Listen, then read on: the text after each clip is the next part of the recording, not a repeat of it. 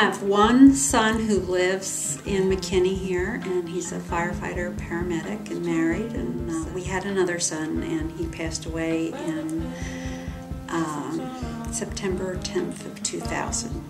Wow. Which is where my journey with all that I do started.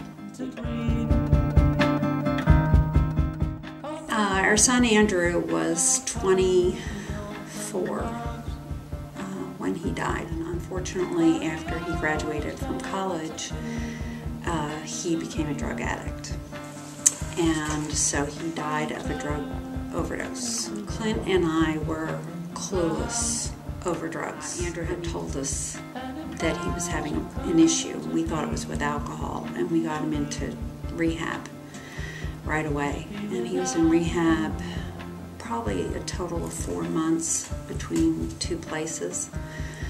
And that's when we found out about the drugs, is when they had family day, and he told us that he'd been using them. Let's see, he died after his first relapse, which was about 2 months after he got out of rehab. And I see, at the time I thought, you know, you go to rehab, you spend 3 months in rehab, you're cured, you're better. And that's what we thought.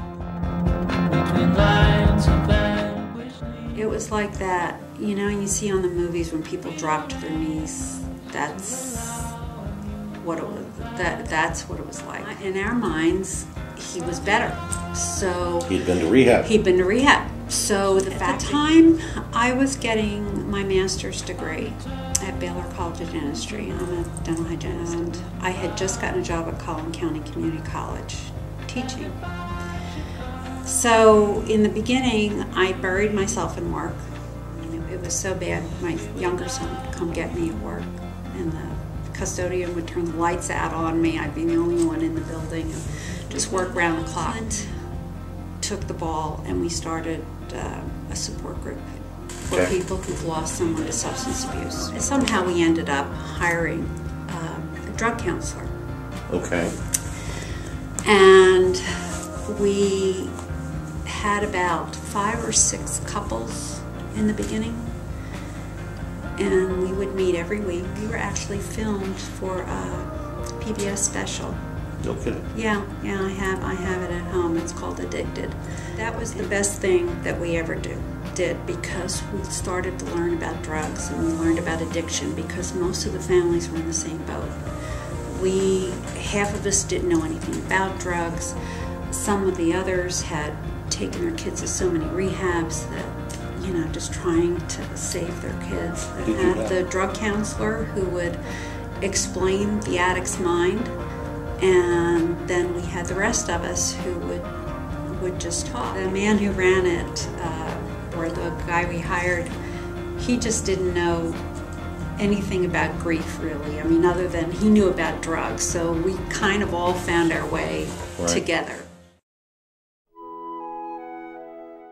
And as I learned, I wanted to learn more. So I became immersed in drug abuse. So when I got my job at Baylor, I became more or less an expert in drug abuse. I was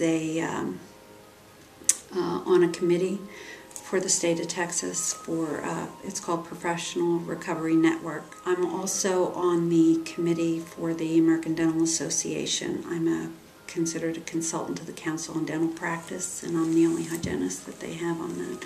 Okay. And so that is for their wellness committee, their well-being committee, and there again we deal with substance abuse. And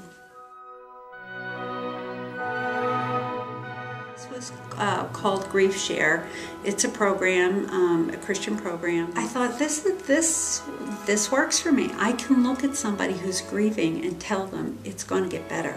Life gets better. You know, you can find peace again. I also started taking courses to get a grief counselor certification. All it does is helps me deal with, it gets me the knowledge to deal with grieving people.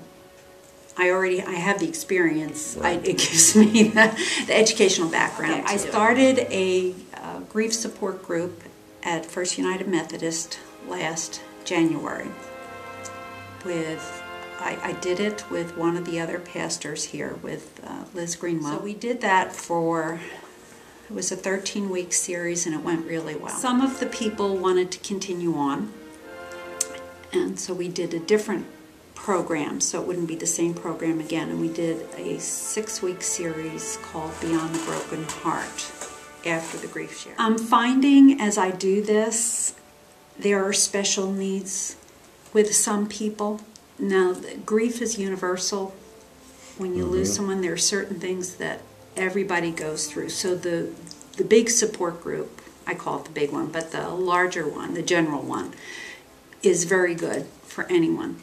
My goal, when I get enough people, is to start a support group for people who've lost someone to substance abuse, because it helped Clint and I so much after Andrew died. And I would love to do that, but that takes... You said a minute ago that you had you couldn't look anybody in the face and say it's going to get better. Do you still feel that way? When I'm talking to somebody who deals with a drug addict, yes. If I'm talking to somebody who's grieving, I can tell them it will get better. It's work. You can't. Time doesn't heal everything. Yeah. Despite what anybody says, time does not heal all. But I am happy, and I'm at peace, and there's joy in my life again. And I know if that can happen for me, I know that somebody else who's had a loss, it can happen for them too. If you think you have a story to tell, send me an email. But I have to tell you up front, it better be good. I hope you...